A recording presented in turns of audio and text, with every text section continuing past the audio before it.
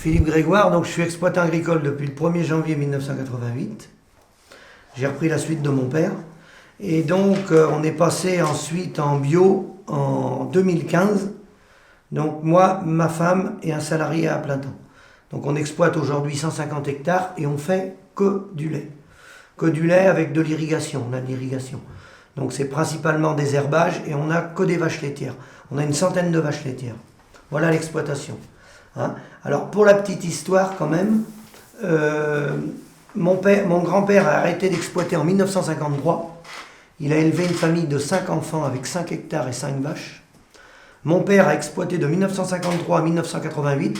Il a élevé une famille de 5 enfants avec 38 hectares et 30 vaches laitières. Et moi maintenant, avec 150 hectares et 100 vaches laitières, on ne peut plus faire vivre une famille, puisque nous, on est en redressement judiciaire depuis le 22 juillet 2017. On est en redressement judiciaire. Et là, suite au non-versement des primes, ils veulent nous mettre en liquidation maintenant.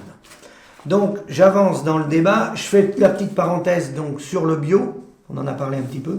Donc, le bio, il y a 2 dossiers. Il y a les retards de paiement, qui normalement doivent rentrer dans l'ordre. C'est ce qu'a annoncé Macron. Mais après, il y a le désengagement de l'État. Parce que ce qu'ils ont fait, moi c'est mon cas, c'est qu'ils ont changé les règles du jeu en cours de route. C'est-à-dire qu'à la mi-temps du match, ils ont dit, en fait, ils ont mal géré le bio, les enveloppes. Et comme ils ont mal géré les enveloppes, il faut faire les demandes au niveau de l'Europe, il n'avait plus suffisamment d'argent, donc ils l'ont taillé. Donc quelqu'un, par exemple, qui recevait 15 000 euros par an, un jour il a reçu un courrier, même pas recommandé, en lui disant, monsieur, vous n'aurez plus que 5 000 euros. Voilà. Carrément. Ah ben carrément. C'est ce qu'a fait la région Pays de la Loire, c'est ce qu'a fait beaucoup de régions. Les seuls qui ont tiré leur épingle du jeu, il faut le reconnaître, c'est où était Ségolène Royal. Parce que où était Ségolène Royal, les gens qui s'étaient engagés, elle a maintenu les plafonds très hauts pour pas mettre en situation difficile les gens qui étaient engagés. Bon, les gens qui s'engagent aujourd'hui, c'est d'autres règles. Mais ce qui est grave, c'est qu'ils nous ont laissé nous engager. Et après, une fois qu'on a été monté dans le bateau, ils nous ont dit, messieurs, il n'y a plus d'argent ou très peu. Donc c'est ça, c'est la conversion de l'exploitation en exploitation bio, coûtait des investissements significatifs. Oui, ça oui, parce qu'il faut passer en herbe, les animaux produisent moins. Pendant 2 ans, vous livrez du lait en conventionnel et vous avez les contraintes du bio. Plus de phyto, plus de tout ça. Ah oui. Donc en fait, c'est 5 ans les aides à la conversion. D'accord, donc cette aide à la conversion devait être versée par l'Union européenne en fait. Alors il y a 2 tiers de l'Europe, 1 tiers de l'État. D'accord. Et l'État a balancé le ballon aux régions. Elle n'a pas voulu s'en occuper. D'accord. Alors, très grave en plus, il y a plein de choses à dire, c'est qu'en balançant le ballon aux régions, c'est complètement inégal. Parce que vous avez une région qui a mis un plafond à 20 000 par exploitation, il y en a une autre qui a mis 5 000. Dans la région Aquitaine, pendant un moment, il n'y avait pas de plafond. Alors, il y a des céréaliers qui se mettaient en bio avec 1000 hectares, il n'avait pas de plafond. Donc, il s'est fait n'importe quoi. N'importe quoi. Alors que ça aurait été national, vous avez un règlement national. Les autoroutes, c'est 130 partout, enfin, je crois. Et bien là, ils ont balancé ça aux régions. Alors, vous imaginez, c'est 130 en Pays de la Loire, l'autoroute, puis c'est 180 dans le Nord. Non, mais là, le politique qui a fait ça. Gouvernement Hollande. Donc, j'avance dans le débat. Au niveau de l'agriculture, ce qu'il faut savoir, grosso modo, les chiffres, parce qu'on peut discuter, mais d'une année à l'autre, le chiffre d'affaires de la ferme France, c'est 73 milliards d'euros. Sur 73 milliards, il reste tout confondu. Il y a les viticulteurs, il y a tout le monde là-dedans. Les pépiniéristes, les horticulteurs, tout le monde. Il reste 4 milliards. On n'est plus que 3... Là, au 1er janvier 2019, chiffre MSA, on n'est plus que 305 000 exploitations agricoles. Il y a 400 000 agriculteurs, mais il n'y a plus que 305 000 fermes. Et des conjointes d'exploitants, il n'y en a plus que 26 000. Et il y a très peu de temps, il y en avait 85 000.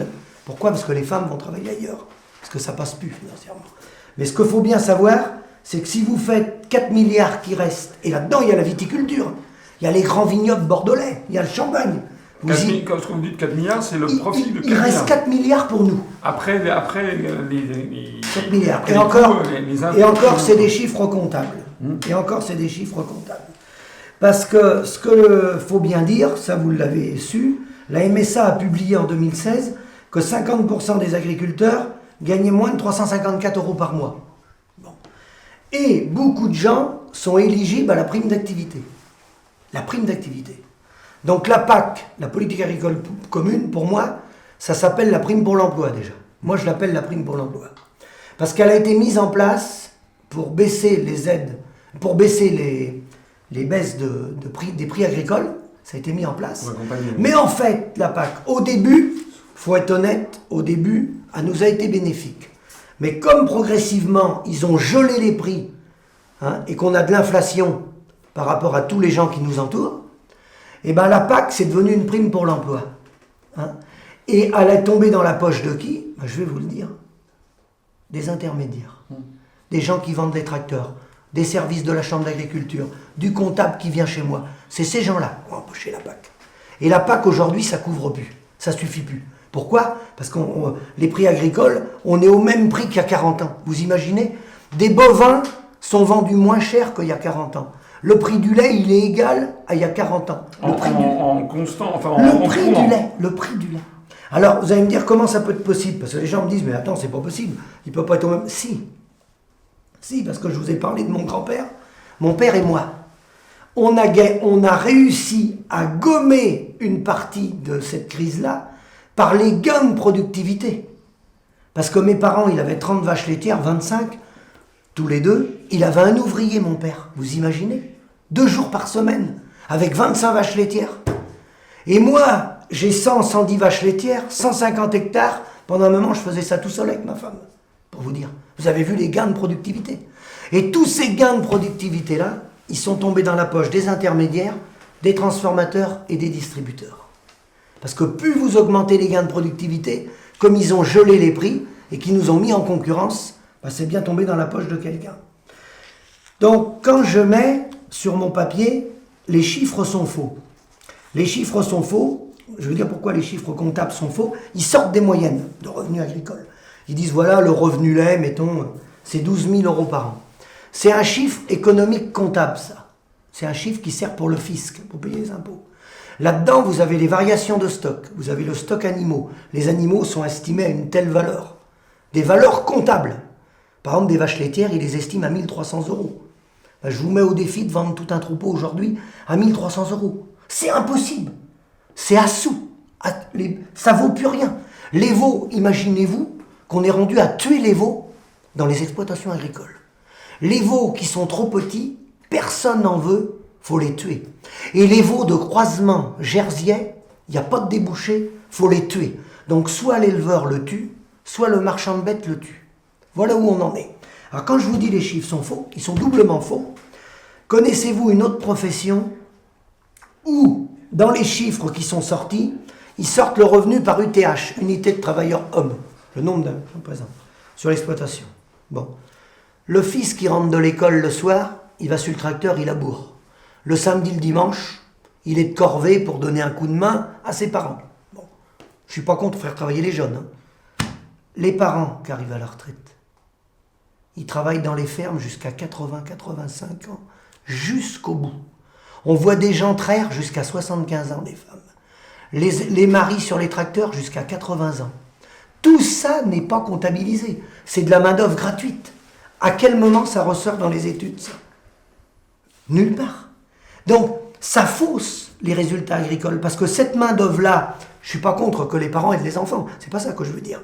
Mais si on remplaçait la main-d'œuvre réelle, familiale, par du salariat, mais le coût de production du lait, on est à des années-lumière. Donc ça, je tenais à vous le dire, c'est très très important. Alors, j'attire votre attention sur la prime pour l'emploi, la PAC, pour moi ça s'appelle la prime d'emploi, la prime d'activité. Imaginez-vous, on est dans un système ultralibéral de libre-échange, avec la PAC, tout le monde nous vante la PAC. Comment se fait-il qu'il y a 50% des agriculteurs qui gagnent moins de 350 € si notre modèle il fonctionne libéral? Pourquoi on en est arrivé là? Et pourquoi on est arrivé à toucher la prime d'activité? Vous imaginez la prime d'activité à un chef d'entreprise qui travaille 80 heures semaine, 7 jours sur 7. Parce que nous, avec du vivant, c'est 7 jours sur 7. Moi, le dimanche, c'est 7h, 13h. Et l'après-midi, c'est 16h30, 20h. Toute l'année. Là, je vous ai parlé du dimanche. Le samedi, c'est journée continue. Et tout. Non. Donc là, c'est inimaginable comme au niveau médiatique, ce n'est pas dénoncé. Tout ça devrait être dénoncé. C'est absolument incompréhensible. Autre élément qui a attiré mon attention. Comment pouvez-vous expliquer que la mutualité sociale agricole a dévoilé ces chiffres-là? Les chiffres du suicide et les chiffres de moins de 350 €. Comment se fait-il que le syndicat n'a jamais donné ces chiffres-là? Aurait-il peur de cacher la misère agricole, le syndicat? Le syndicat agricole, il les a, les chiffres, les chambres d'agriculture. Pourquoi ça n'a pas été mis au grand jour? Pourquoi c'est la mutualité sociale agricole qui l'a dit? Il faut se poser la question. Moi, je sais pourquoi. Je vais vous le dire après. Dans le suicide, 1 tous les 2 jours, faux. Oui, c'est ce que Il y en a bien plus que ça. Ah bon? Moi, j'en ai une dans ma famille et j'en ai dans les voisins. Pour une raison simple que vous allez comprendre. Si, quand la personne s'est suicidée, si le certificat du médecin ne garantit pas qu'il était sous traitement, qu'il était en dépression, l'assurance décès ne marche pas. Et les emprunts ne sont pas annulés. Donc, il y a des gens qui se suicident et c'est caché. Ça, je peux vous le dire, j'en connais des dizaines. C'est caché. Donc, il est mort dans la nuit, il est mort dans son lit, il a eu un arrêt cardiaque. Ça, nous, on est bien placés pour le savoir. Donc, c'est bien plus d'1 tous les 2 jours. Moi, je le sais, j'en ai eu dans ma famille. Alors, je peux parler un peu en connaissance de cause. Donc, ensuite... Et un instant sur ce drame. Vous pouvez m'interrompre. Oui. C'est horrible ce que vous nous dites. Oui. Lorsque les gens se suicident, les motivations explicites, c'est quoi?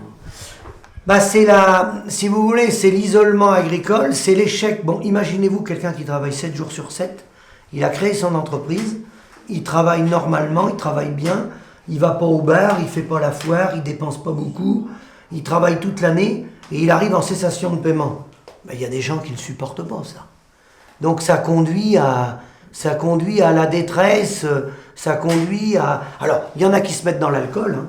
Il y en a qui perdent la tête, il y en a qui se suicident, il y a des divorces, voilà, ça conduit à... Alors, ce qui met la pression, nous on est en redressement, je peux vous le dire, hein. Ce qui met la pression, le réseau bancaire. L'administration, les DDT, les contrôles infernales, parce que même que vous êtes en redressement, on va venir vous embêter parce que, vous avez vu, vous avez un animal, là, il a perdu son identification. Ah, vous avez vu, monsieur? Ah, vous avez oublié, là, sur une parcelle, là. Non, attendez. On détournerait des fonds. Qu'on vienne nous contrôler parce qu'on détourne des fonds, qu'on gagne beaucoup d'argent, qu'on vole le fisc, ça, je peux le comprendre. Mais quand quelqu'un ne gagne pas d'argent, qu'on vienne chercher les aiguilles dans une botte de foin, trop, c'est trop. Là, il faut arrêter. Alors ça, et puis alors le réseau bancaire. Parce que alors, le réseau bancaire, quand il y a des difficultés, alors là, intraitable. Donc ça, les évolutions de gains de productivité, je vous en ai parlé. Hein. Et alors, donc le monde agricole, vous le voyez les revenus, je ne vous les cache pas, les revenus, vous les avez, vous voyez bien que les gens ne gagnent pas leur vie. Hein. Et ce qu'on ne tient pas de compte dans la situation agricole, c'est que si vous voulez, comme on n'a pas d'évolution des prix agricoles, pour qu'on s'en sorte, il faut la reconnaissance du coût de production. Comme un maçon qui monte un mur, il a un coût de production. Le garagiste, vous allez emmener votre voiture au garage, votre garagiste, à 1 € de l'heure de près, il est au même prix que le mien. On peut faire tous les garagistes, à part sur Paris, forcément. Mais moi, si je prends mon garagiste ici, il est au même prix dans les Deux-Sèvres, il est au même prix en Saône-et-Loire. Je vous parle du taux horaire. Parce que eux, ils sont rémunérés par le PIB territorialisé. Que nous, on est mis en concurrence par le PIB mondialisé. Par la théorie de Ricardo des coûts comparatifs. Et la théorie de Ricardo des coûts comparatifs, c'est le suicide.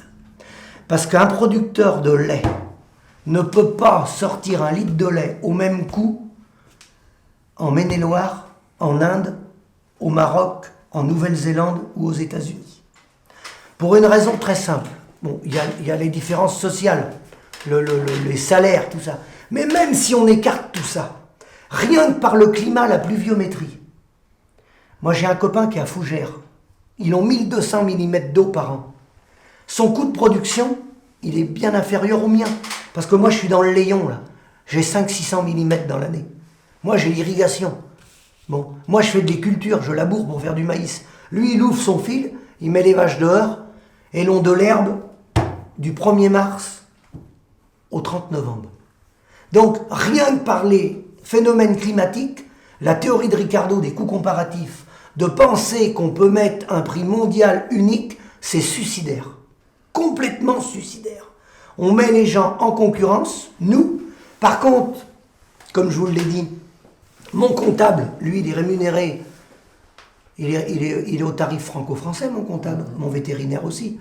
Mon comptable n'est pas en faillite, ni mon vétérinaire, ni le marchand de tracteurs. Ni la banque. Ni la banque, ni l'inséminateur, je peux donner toute la liste, ni les marchands d'aliments. Mais l'agriculteur, lui, avec la théorie de Ricardo, il est mort. Donc, après, Ricardo, c'était, pour les gens qui nous écoutent, David Ricardo. David Ricardo, c'est 1819, c'est la théorie du libre-échange qui avait été inventée en Angleterre. Rappelez-vous, c'était les échanges entre le Portugal et l'Angleterre. Tout à fait. Donc le Portugal vendait à l'Angleterre du Porto et l'Angleterre vendait au Portugal des tissus, des draps. Et Ricardo montrait que chaque pays devait se spécialiser là où il était le plus fort. Alors c'est quelque chose qui est à l'origine de la théorie du libre-échange. Voilà. Mais ce qui n'existe plus de nos jours, c'est que David Ricardo, quand il parlait du libre-échange, il disait que le libre-échange serait toujours favorable aux gens qui faisaient du libre-échange. Mais il disait dans cette partie-là, je me dis parce que moi j'ai donné des cours d'économie jadis, il disait que c'est presque une plaisanterie en fait son truc. Il dit le libre-échange est toujours favorable aux deux parties parce que si ça n'était pas le cas, les gens ne le feraient pas. Oui, bon, mais c'est quand même incroyable. Donc effectivement, si les gens commercent entre eux, c'est qu'ils ont un mutuel avantage. Mais cette théorie a été, comment dirais-je, transformée maintenant avec l'Organisation mondiale du commerce, où désormais vous avez des États qui prennent des engagements sur lesquels ils ne peuvent pas revenir. Et donc, d'après la théorie de l'OMC, ça veut donc dire que si un État constate à l'expérience qu'il est perdant, il ne peut pas mettre un terme à l'échange, et donc c'est contraire à la théorie de Ricardo, fondamentalement. D'ailleurs, au Portugal, on fabrique toujours du Porto, mais en Angleterre, il n'y a plus du tout de tissu. Hein. Au bout de 200 ans, c'était il y a 2 siècles que Ricardo avait fait ça. Et c'est tout le problème. Et il est là, c'est que le libre-échange est devenu une espèce de dogme intangible. Et il y a des façons de le régler. Regardez ce qui se passe en Suisse, par exemple, en matière agricole.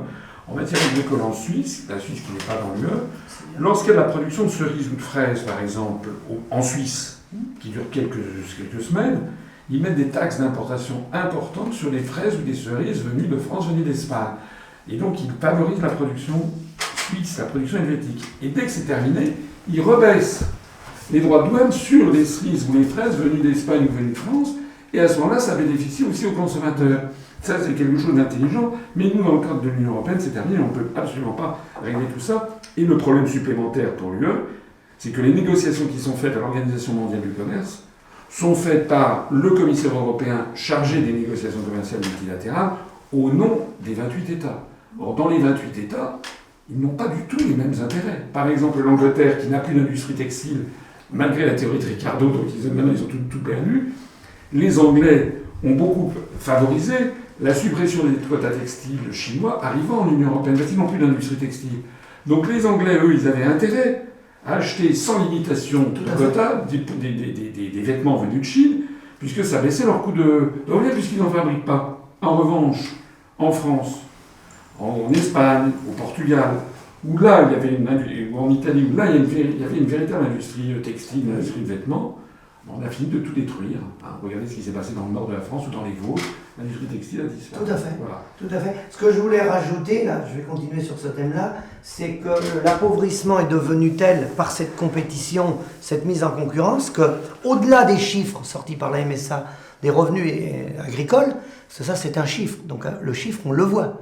On dit voilà, les agriculteurs, ils gagnent beaucoup, gagnent moins de 350 €. Alors tirent leur épingle du jeu, les viticulteurs, on est dans une région là où ils font du détail, ceux-là sont à part, on est bien d'accord. Là je parle de l'élevage, tout ça. Mais ce qui n'est pas pris en compte, et ça ne peut pas être pris en compte sur un revenu agricole, c'est que pendant qu'il s'exerce cet appauvrissement, personne ne parle que le matériel n'est pas renouvelé dans les exploitations. Si vous voulez, c'est comme quelqu'un qui ne peut plus changer sa voiture. La voiture a vieilli. Les bâtiments, il y a des bâtiments qui ont 20 ans, 30 ans, ils ne sont plus renouvelés. Vous voyez ce que je veux dire? Tout tout s'effondre. Et si vous voulez remettre ça à niveau, ramener des prix pour le permettre à l'agriculteur de vivre, remettre les bâtiments en état, ou renouveler les bâtiments, remettre du matériel neuf, ben je ne vous dis pas l'argent qui manque. C'est une catastrophe. Donc j'en reviens sur l'échange, là, les échanges dont on parlait. Donc ça conduit à ce que, par exemple, le lait, dans le sud, il n'y en a presque plus, parce que le climat est plus sec. Le lait remonte, on voit bien, et au bout du bout, il va remonter où il y a le plus de pluviométrie, il va remonter en Bretagne, parce qu'il coûte moins cher à produire. Et puis quand les Bretons, ils nous auront tous tués, ben eux, ils seront tués à leur tour par les Allemands, qui les Allemands seront tués par les Polonais, puis les Polonais seront tués peut-être par les Roumains. Parce qu'il y aura toujours un pays qui produira à moins cher que l'autre. Toujours, toujours, toujours. Alors, ensuite, ce que je voulais vous dire, c'était les leviers. Pourquoi j'utilise le mot levier? Qu'est-ce qui s'est passé dans le monde agricole? Moi, je parle de l'élevage. Parce que quand la PAC est venue, une parenthèse sur la PAC, elle a bénéficié aux céréaliers. La PAC, quand elle est venue en 92, elle a été prise sur des moyennes historiques par département de rendement. Donc autour de Paris, je vous donne un chiffre, il était à l'époque, mettons, à 80 quintaux de moyenne, et nous, on était à 55 ici. Donc plus vous faisiez de rendement, plus vous touchiez de primes.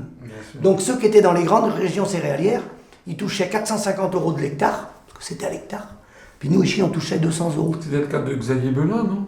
Oui, bien sûr. Donc, vous voyez déjà l'injustice de la PAC. La PAC, elle aurait dû être ramenée à l'unité de travailleurs et non pas aux hectares. Parce que là, on a organisé la course aux hectares. C'est comme ça qu'on dit que d'ailleurs en Angleterre, la reine d'Angleterre touche... C'était elle qui touchait la première prime. La première prime en Europe, et le prince Albert de Monaco, il est le 3e. Voilà, ça fait partie des scandales, puisqu'effectivement, c'est en fonction des propriétés foncières. Voilà, et quand j'utilise le mot levier, qu'est-ce que je veux dire par levier? Les leviers, moi je les ai connus par mon beau-frère qui faisait du mouton. La crise du mouton dans les années 80 avec les accords du Commonwealth et tout ça. C'est là que ça a démarré déjà, pour le mouton. Mais le porc a été mis en concurrence rapidement aussi. Le mouton, le porc, la viande bovine, ensuite le lait, dans l'ordre. Donc qu'est-ce qu'ont fait les gens? C'est peut-être humain, chacun se défend comme il le peut. Et bien qu'est-ce qu'ils ont fait les gens? Et bien madame a été travailler ailleurs, parce que ça passait plus. Donc elle est devenue infirmière de nuit, elle est devenue aide-soignante, elle est devenue enseignante. Et puis maintenant, on est arrivé à un stade où des fois ça suffit plus. Alors au lieu de faire que de la production laitière, eh bien des gens ont monté des bâtiments à volaille. Et puis quand les bâtiments à volaille du poulet de Louet, les bâtiments ils sont finis de payer, et bien quand les bâtiments sont finis de payer, il devient concurrent de celui qui fait que du lait. Parce que celui qui fait que du lait, lui, il a besoin de vivre de son lait, mais l'autre il a 2 bâtiments. Et puis après il y en a un autre, il trouve un autre levier. Alors il y en a, ils ont des mandats syndicaux, il y en a, ils sont maires de la commune, il y en a, ils ont... Vous voyez, j'appelle ça des leviers, moi. Et chacun cherche son levier. Des sources parallèles de revenus, quoi. Voilà. Et avec ça, tout le monde s'entretue. Tout le monde s'entretue. Et tout le monde passe à côté du vrai débat. Quel coût de production? Le garagiste qui répare les voitures, il n'est pas plâtrier à partir du jeudi midi. Il y a même un débat supérieur encore. Quelle est la vision que le gouvernement, que l'État a de l'agriculture en France à horizon de 20 ans ou 30 ans? C'est ça. Voilà. Est-ce que oui ou non, on veut encore que la France soit une puissance agricole? C'est ça. Ou est-ce qu'on est d'accord pour transformer la France en un musée où il n'y aura plus d'agriculteurs, sauf des fermes pour les touristes, et puis des gens qui seront dans des niches spéciales du style la viticulture ou les AOP. Lors du débat du 4 avril, vous avez vu que Madame Loiseau, elle a résumé pour elle, il faut faire l'Europe. Pourquoi? Parce qu'on a du piment d'Espelette en bocal. Voilà le seul avantage que le ministre des Affaires européennes a trouvé à expliquer aux Français de notre appartenance à l'Union européenne. Soyez en passant, d'ailleurs, on n'avait pas besoin de l'Europe pour les AOP, qui nous ont plutôt posé des problèmes, d'ailleurs, par rapport aux AOC à l'origine. Donc la vraie question, c'est ça. Et j'ai l'impression, dans ce que vous me dites, je voudrais vous poser une question. Vous avez parlé du syndicat, mais il y a quand même plusieurs syndicats agricoles. C'est-à-dire qu'il y a la FNSEA, mais il y a aussi la Confédération paysanne, il y a quand même la coordination rurale, il y a quand même d'autres syndicats. Donc, comment se fait-il? On a l'impression qu'effectivement, on a l'impression que l'État a décidé, sans le dire, l'éradication des agriculteurs français, en fait. Oui, alors la cogestion s'est mise en place après la guerre, vous le savez, il n'y avait qu'un syndicat. Et puis le deuxième syndicat qui s'est monté, c'était le MODEF, qui a été, le Parti communiste, qui a été monté grâce à Jean-Baptiste Douman, parce qu'il n'avait pas le financement. Le milliardaire rouge, oui. Et ensuite, pour contrecarrer les communistes, Mitterrand, qui était un très fin politique, il a lancé les paysans travailleurs. Il les a bien aidés à se développer, qui s'appelle la Confédération paysanne. Puis est née la coordination rurale plus tard, qui découle de la FFA, Fédération française de l'agriculture. Mais si vous voulez, tout est verrouillé parce que ce qui se passe, c'est que les élections chambres d'agriculture, d'abord il y a peu de votants, 45% de votants, et ce que j'avais expliqué à Le Foll et Hollande, mais personne ne veut y toucher, c'est que le syndicat, il a une force de frappe, dans le sens où c'est lui qui délivre les permis de conduire. Vous êtes venu en voiture, c'est lui qui délivre les permis de conduire au niveau agricole. Vous savez ce que c'est le permis de conduire? C'est l'autorisation d'exploiter les terres. Parce que les CDOA, qui distribuent les terres par département, ils sont majoritaires. Ils les tiennent depuis le départ. Et si vous voulez des terres, si vous n'êtes pas... ou alors il faut être bien verrouillé avec le propriétaire. Si vous avez un propriétaire qui est votre ami, vous dites, voilà, moi je veux les terres, j'aurai les terres. Alors il y en a, ils sont 2, 3, 4 ans avant d'avoir l'autorisation d'exploiter et de pouvoir rentrer dans les terres. Et ils n'ont pas les primes, parce que c'est verrouillé par le syndicat. Donc comme ils ont la main mise sur la distribution du foncier, ils ont une force de frappe énorme. Énorme. Puis après, bon, ils ont la presse agricole, sauf Antoine qui est là. Et donc, le point particulier aussi, c'est qu'ils sont les présidents de coopératives. Il y a cogestion. C'est pour ça que la loi Egalim, quand elle a été mise en place, nous, on savait qu'elle ne marcherait pas.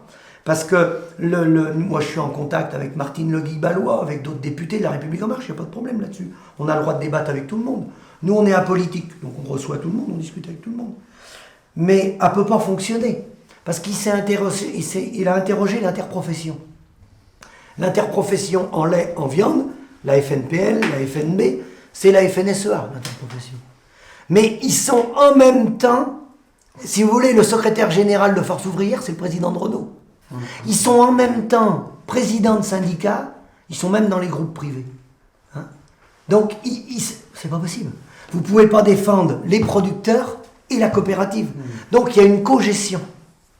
Et cette cogestion fait, un chef de gendarmerie m'avait demandé une fois, il m'avait dit, comment se fait-il que vous allez toujours manifester chez Lactalis, il y a beaucoup de casses à Laval, et que vous n'allez jamais manifester chez Sodial, Terrena et tout. Ben, j'ai dit, ils ne peuvent pas aller manifester chez Sodial. Vous allez pas. Est-ce que vous allez manifester chez votre beau-frère? Est-ce que vous bloquez votre belle-sœur sur la route avec un tracteur? Ben non. Bon, voilà, c'est tout. Donc, c'est cette cogestion-là. Et en plus, ce qui est grave, c'est que la stratégie des coopératives, laitières, dans les années 80, ils misaient sur les aides à l'exportation, bord poudre. Et ils se sont assis là-dessus.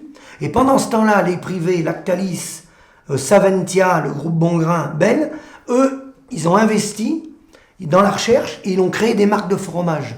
Caprice des Dieux, Tartare, Président et tout. Et eux, ils ont toutes les grandes marques. Bon, après, ils en ont racheté aussi. Et les autres, ils sont restés sur une valorisation plus faible, bord poudre. Et quand les subventions à l'exportation ont tombé, eh ben, les coopératives, si vous voulez, elles valorisent moins bien. Sortie coopérative, c'est de l'ordre de 1,05 €, 1,10 € la valorisation. Lactalis dépasse les 1,60 €. Vous imaginez. Valorisation, sortie usine. Donc, si vous voulez, le syndicat qui est rentré dans tous ces organismes-là, qui est en cogestion et qui est payé par ces gens-là. Parce que si vous voulez, tout ça, il y a consanguinité de financement. Donc, quand l'État interroge l'interprofession, ben, l'interprofession, qu'est-ce qu'elle donne? La FNSEA, le coût de production en lait, elle l'a toujours donné entre 28 et 32. 33. Alors bon, là, il y a eu les élections chambre d'agriculture. Alors bizarrement, avant les élections, ils ont demandé 39 centimes. Ah, ça fait mieux. Il faut mieux demander 39 centimes. Mais ils continuent de dire que c'est 33-34. Parce que la FNSE, hein. Oui. Alors que le coût de production, il est de 45. Mais la coordination rurale, ils disent quoi? Alors la coordination rurale dit 45. Ah. Je vais être honnête avec vous. Ah, parce que moi, j'ai été reçu, quand je suis allé je vais tous les ans au salon de l'agriculture, et j'ai été reçu à la FNSE, j'ai été reçu par j'ai été reçu par les jeunes du CNJA, je crois que ça nous a fait bondir. Ah. Alors, la Confédération paysanne, il y avait plein de drapeaux bleus aux étoiles d'or, ils ont refusé de me recevoir systématiquement. La coordination rurale, en revanche, ils m'ont reçu et j'ai trouvé qu'ils disaient des choses qui étaient quand même assez justes. Oui. Enfin, je sais pas, je ne veux pas donner l'impression que je favorise un syndicat par rapport, mais quand même, j'ai eu une bien meilleure écoute et j'ai senti des gens qui me paraissaient beaucoup plus dans la réalité en parlant avec les dirigeants de la coordination rurale que les autres. À la FNSEA aussi, mais la FNSEA, c'est quand même, j'ai été reçu par le vice-président, que vous connaissez, mais bon, c'est quand même, on sent que c'est une immense structure qui est en cogestion avec l'État. Cogestion avec l'État, congestion avec les transformateurs. En fait, l'agroalimentaire, les outils de transformation et le syndicat, c'est la même chose. Et c'est un syndicat qui a la tête, hein, dans le dernier cercle, quand on va aux réunions nationales, qu'on n'est que quelques-uns à prendre des décisions, la décision finale, c'est un céréalier qui la prend. Ouais. C'est pas un éleveur. Ça, faut le savoir. Ouais. C'est tenu par les céréaliers à la tête, mais depuis longtemps. Mais comment ça, il n'y a pas un syndicat des céréaliers, un syndicat des... Ah ben après, ils ont des sections. Oui, mais qui auraient des scissions parce qu'ils n'ont pas les mêmes intérêts, en fait, notamment vis-à-vis de Bruxelles. La convergence des aides. Les autres pays ont mis en place la convergence des aides, mettre la même aide sur tous les hectares. Nous, c'est bloqué par la FNSEA. Hein. Et ce que je voulais vous mettre en avant, c'est sur la loi Egalim, les journalistes ne connaissent pas les problématiques agricoles. Ils parlent de la grande distribution. Alors je l'ai rencontré, moi, Serge Papin. Tous ces gens-là, on les a rencontrés, Monsieur Leclerc et tout ça. Et ces gens-là, oui, c'est pas des saints. Alors ça, c'est vrai. Mais quand on dit faut taper sur la grande distribution, mis à part l'arboriculteur qui livre en direct, il y a peut-être 2% des agriculteurs, et même pas, peut-être 1% qui travaillent avec la grande distribution. Nous, on passe par les transformateurs. En viande bovine, pareil. C'est Jean-Paul Bigard qui fait 70% du marché de la viande de la vache de réforme. Et ces gens-là, si vous voulez, ils sont en situation de monopole. En lait, il y a 3 groupes. Il y a Lactalis, Sodial, Coopérative, Sodial et FNSEA. Bon. Et puis après, vous avez le groupe Savantia. Et puis en viande bovine, vous avez quasi Bigard tout seul. Vous avez un peu le groupe Terrena et SVA à Vitré, où était Pierre Méignori avant. Il était là-dedans, dans le groupe SVA, que vous avez connu. Et ces gens-là sont en situation de monopole. Ils achètent la marchandise au prix où ils veulent. Et si vous ne voulez pas la vendre, ils peuvent la faire venir comme le marché européen. C'est viande UE, comme on dit, origine UE. Quand on a trouvé des marchés à l'exportation vers la Turquie en viande bovine, qui nous a empêché d'exporter des animaux vivants vers la Turquie? Jean-Paul Bigard, le groupe Terrena, qui est la FNSEA. Parce que la Terrena, c'est la FNSEA. Le mari de Christiane Lambert, il est à la FNSEA. Il est à Terrena, pardon. Il est dans le bureau de Terrena. Il est responsable de la section porc. Donc, si vous voulez, c'est comme si vous, votre femme, elle était présidente de Renault, votre beau-frère, il est... Enfin, vous voyez, je veux dire, dans le monde agricole, il faut savoir que c'est comme ça que ça fonctionne. Donc, quand le président, il dit, on va donner la parole aux interprofessions, mais pourquoi le syndicat, aujourd'hui, il demande 32-33 centimes, alors qu'il faut 45 centimes adossé à une marge. Il faut que ça soit adossé à une marge. Il faut qu'il y ait un indice, coût de production. Parce que vous pensez bien que si les chiffres étaient vrais, quand ils disent 32-33 centimes, par moment ils disent 35-36, s'il manquait 2-3 centimes par exploitation, vous imaginez? Allez, on va dire 4 centimes, on va pas se battre. 4 centimes, quelqu'un qui fait 400 tonnes, 4 x 4, 16 000 euros. Vous croyez qu'il manque 16 000 euros dans les fermes? Il y a des 100-200 000 euros de retard. Il y a des 100 000 euros de dette fournisseur. Vous croyez qu'il manque 16 000 euros? Non mais c'est une plaisanterie. Et c'est le syndicat qui donne ces chiffres-là. Le syndicat, alors bien sûr... Mais l'État quand même, l'État dans sa majesté devrait quand même... Il est là pour servir tous les Français. L'État, Le Foll m'avait dit, ils veulent de la marchandise à pas cher toute l'année pour éviter les révolutions.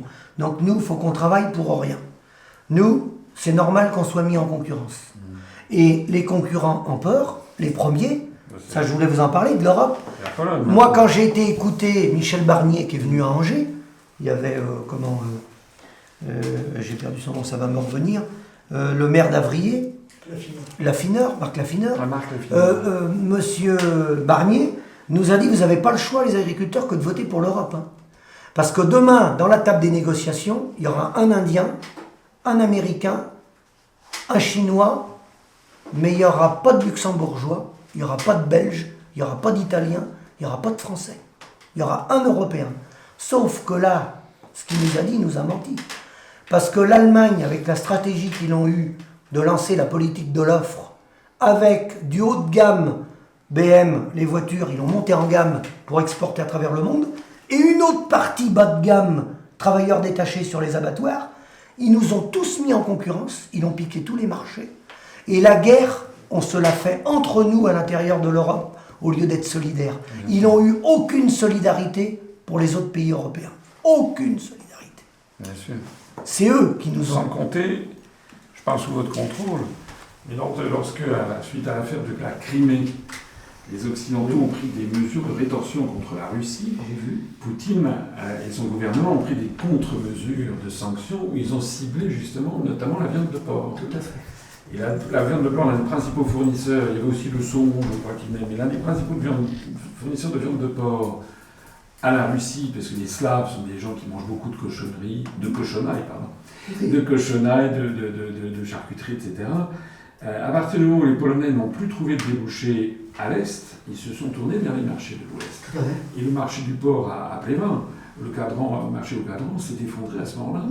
Donc les producteurs français de viande de porc ont été directement victimes des mesures de rétorsion prises par la France contre la Russie sur l'affaire de Crimée, qui ne nous concerne pas et qui en fait était à la demande des Américains.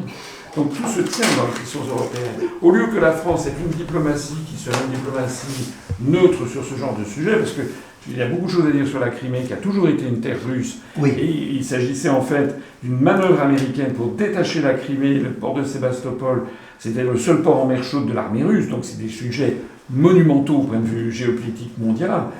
Ça paraît des grands sujets lointains, mais la conséquence concrète, c'est que les producteurs de porc en France ont vu leurs revenus s'effondrer. Du fait que les Polonais, ayant été barrés de l'accès au marché russe, se sont reportés par l'intermédiaire de l'Europe vers les marchés français. Il y a aussi quelque chose à dire sur ces questions venant des viandes des pays de l'Est. La traçabilité. Il y a eu des scandales encore récemment. Qu'est-ce que vous en pensez de ça? Ah ben ça, de toute façon, la traçabilité, le contrôle à ce niveau-là, vous ne pourrez rien faire. Déjà, il n'y aura pas les mêmes normes. Il y aura pas il y en a, ils vont être autorisés à utiliser toujours des herbicides. La viande d'Amérique du Sud, c'est pareil. Là, on parle de choses, mais concrètement, là, on fait l'autocritique du libre-échange et de l'Europe, mais les solutions, elles existent. Les Américains, ils se protègent. Ils sont bien moins ouverts que nous. Ils protègent leurs agriculteurs. Nous, le modèle qu'on avait mis en avant, moi, mon association d'éleveurs, là, et avant l'appli nationale, on travaille toujours avec l'appli nationale, les producteurs de lait, c'était le modèle canadien, où il avait géré l'offre, gestion des volumes, politique de l'offre, et c'est le producteur qui gère les volumes et qui fait la facture aux industriels. Et au Canada, il y a le groupe Lactalis, et ils payent le lait de moyenne, de mémoire, je crois plus de 55 centimes, aux producteurs. Un producteur de lait là-bas vit à peu près comme un médecin chez nous. Vous voyez ? Donc, quand on dit que c'est pas possible, bien sûr que c'est possible. Si c'est possible, mais si c'est le libre-échange à tout va, qu'on enlève tous les panneaux, qu'il n'y a plus de panneaux de circulation sur les routes, et chacun fait ce qu'il veut, parce qu'en fait c'est ça aujourd'hui. Nous, on nous dit que le système de libre-échange peut marcher avec l'Europe, mais moi je dis souvent, pourquoi vous enlevez pas tous les panneaux ? Il faut enlever tous les panneaux sur les routes. Il n'y a plus besoin de feu rouge, on est tous assez grands. En fait, non. Ça va à la catastrophe. Et le problème, c'est qu'au Canada, ils défendent les intérêts nationaux canadiens.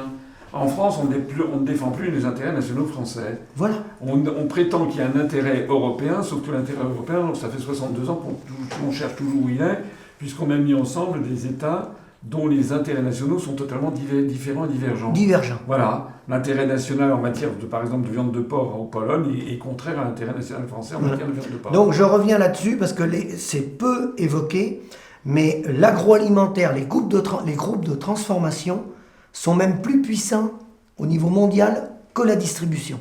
Parce qu'ils rayonnent, Lactalis, il est dans le monde. Bigard, probablement, quand il va vendre à un Brésilien. Il y a des grands groupes agroalimentaires d'abattoirs brésiliens. D'ailleurs, l'État, le politique est responsable. On avait des abattoirs publics. On les a tous lâchés à Bigard. Et Bigard ne publie pas ses chiffres économiques.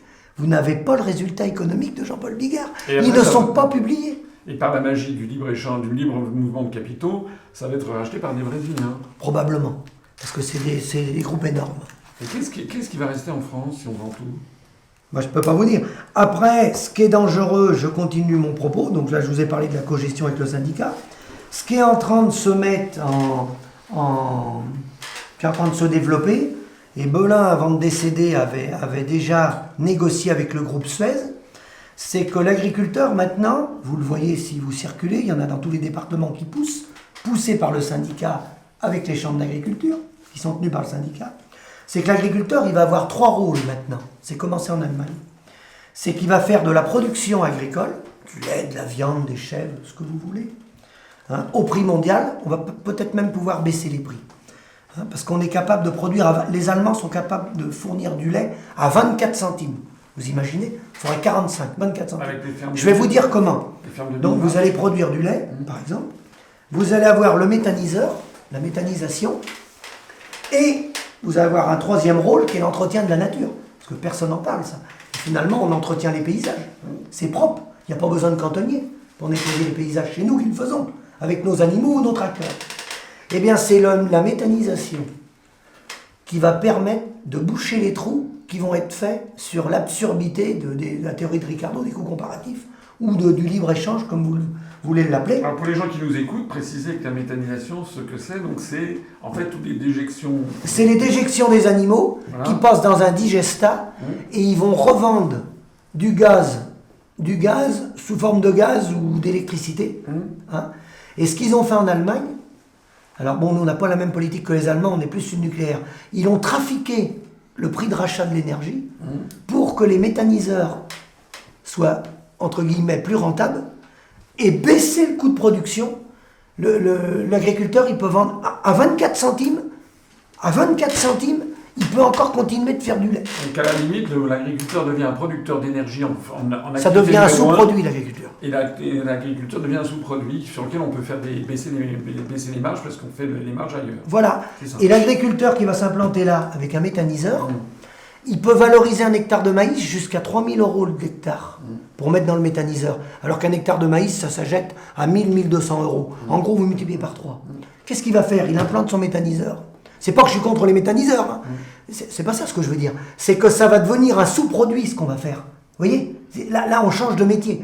Et quand il a implanté son méthaniseur, il va lui manquer de fourrage souvent. Puis il va agrandir. Et ben, il va venir prendre des terres autour. Il va faire monter le prix du foncier. Il va acheter les maïs. Lui, il peut mettre 3 000 €. L'autre, il peut mettre 1 000 €. L'agriculteur, il va manquer de fourrage. Il va dire, moi, il me faut du fourrage. Il va aller voir son voisin. Il va dire, bah attends, mais moi, j'ai vu un autre voisin. Il en veut pour son méthaniseur. Il m'offre 3 000 €. Tu m'offres combien, toi? 1 000. Ah bah, je vais pas te le mettre. Bien sûr. Non, mais vous voyez où qu'on va. Donc ça, c'est un danger. Et Belin avait négocié avec le groupe Suez. Et on est parti à fond là-dedans. Les chambres d'agriculture sont partis à fond là-dedans. Comme on n'a pas la solution, le libre-échange ne fonctionne pas. On est tous en train de mourir. Eh ben, on va nous vendre des méthaniseurs. Ou ça peut être le photovoltaïque. Là encore, on est dans les leviers. On cherche des leviers. Mais pour le méthaniseur, il faut avoir des fermes avec de très très nombreuses vaches pour que ça soit rentable. Pas forcément, il y en a qui font des petits méthaniseurs, mais il faut un peu d'animaux quand même. La minimum, c'est quoi? 100, 150, 200? Ah, faut de plus de 100 animaux, oui. Mais maintenant, non, il y en a qui se regroupent en collectif. Il y en a qui le font au niveau, il y en a qui se mettent 15-20 agriculteurs ensemble. Il y a même des communautés de communes qui vont avoir des projets méthaniseurs où les agriculteurs vont venir amener Mais plus il y a de vaches ensemble, plus elles ont des maladies. Donc plus il faut leur mettre des antibiotiques. Alors plus il y a de vaches ensemble, plus c'est dur à maîtriser. Vous ne pouvez plus les mettre dehors, elles ne peuvent plus faire de pâturage. Oui. Parce que par le piétinement, voilà. La ferme des 1000 vaches, elle n'est pas rentable. Plus vous avez de vaches, de concentration de vaches, plus le coût de production est élevé. Ah bon? Mais oui, parce que vous êtes obligé de mécaniser, vous êtes obligé de robotiser, vous êtes obligé d'avoir des salariés. Et c'est pas comme dans une usine, vous n'avez pas les économies d'échelle. C'est pas Henry Ford, alors c'est pas... Et puis, quand vous avez des problèmes climatiques, c'est beaucoup plus difficile à gérer des troupeaux de... Bon, ils le font, hein. En Chine, maintenant, il y a des troupeaux de plus de 10 000 vaches. Mais la différence qu'il y a avec nous, c'est qu'ils vont avoir des gens à 2 € de l'heure. Donc là, déjà, ils ont l'arme de la main-d'œuvre qui coûte rien. Mais les vaches, elles sont gavées d'antibiotiques Pas forcément gavées d'antibiotiques, mais elles sont nourries à l'auge toute l'année avec des rations préparées, quoi. Et vont plus dehors. Enfin, c'est tout sauf bio, quoi. Ah bah c'est pas bio du tout. Et c'est contre le bien-être animal auquel nos concitoyens sont de plus en plus Alors, sensibles. contre le bien-être animal, c'est pas forcément qu'elles sont dans de mauvaises conditions parce qu'elles dorment dans de la paille, elles sont dans des bâtiments qui peuvent être climatisés, tout ça. C'est plus qu'un animal, c'est fait pour aller dehors. Bah oui. Et elles marchent toujours sur du goudron ou du béton, vous voyez. Alors, elles n'ont pas une durée de vie très élevée. Elles ont quand même le droit d'avoir leur vie de vache quand même, non? Oui, mais ça, c'est le modèle économique. La mise en compétition fait que le vivant, la vache, ça passe bien après l'économie. Vous comprenez? L'économie, ça passe Mais bien c'est quand après. même des choix, derrière ces choix économiques de libre-échange, de recherche constante de la productivité, il y a quand même derrière des choix éthiques qui sont derrière. Et qu'on devrait permettre aux populations de savoir ce qu'elles veulent aussi.